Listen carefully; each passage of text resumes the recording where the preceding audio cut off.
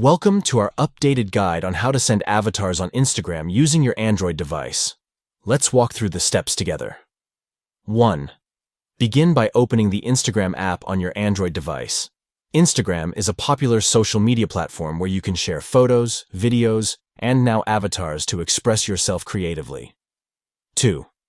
In the Instagram app, locate and tap on the chat icon at the top right corner of the screen. This icon represents the direct messaging feature on Instagram, where you can chat with friends and send messages. 3. Open the chat you want to send your avatar in and tap on the plus icon located within the chat window.